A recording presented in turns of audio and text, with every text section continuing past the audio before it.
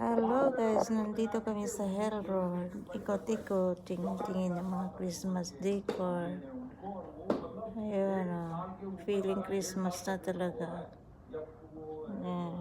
Hindi, oh, hindi pa nag-December, may mga display na sila dito.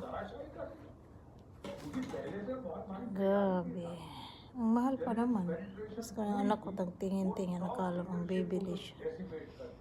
Nagtatanong, tingin-tingin sa mga Christmas decor.